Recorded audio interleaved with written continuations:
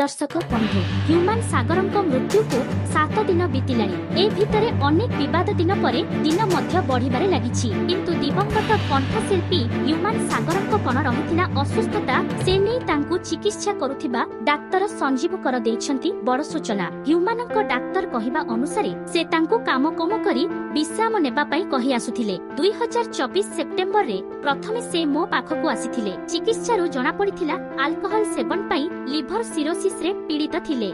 प्रति 2-3 मासरे आसी देखा करी चिकित्सित मध्य हुअंती आउ मध्य तांको सपोर्ट स्टाफ आनी तांको चिकित्सा कराई नियंती। अनियमित खाद्य और क्रमागत राति अनिद्रा पाई समस्या होइथिला किंतु थरे लिभर सिरोसिस हेले भल हुएनी। चिकित्सा भितरे रहिबाकू पड़िथाए। भल खाद्य खाइबा, राति अनिद्रा न हेबा, पूरा विश्राम जरूरी पड़िथाए। आउ मध्य से चाप भितरे थिबा भी बारी होई पडुथिले किंतु तांकू 12 तारिख रे आनिला बेलकू बहुत ज्वर होइथिला तांकू जहा बहुत खराब धइसी लागिबा आउ मध्य गोड़ फुलिले भी सिरोसिस आक्रांतंक पई विपद। से जहा भी हेउ ह्यूमानक मृत्यु पई बहुत दुखित बोली से कहिसंती डाक्टर संजीव कर। तेबे कंठशिल्पी ह्यूमान सागर मृत्यु घटना रे तांकर 2 मैनेजर को नारे टाउन थाना रे एतला दिया जायछि। मैनेजर दिनेश बेहेरा और प्रशांत बेहेरांक नारे षडयंत्र करी ह्यूमानंकु मारी दिया जायथिबा अभियोग विभिन्न संगठन पक्षरु मध्य उभयंक नारे थाना रे एतला दिया जायछि। ह्यूमानंक मां को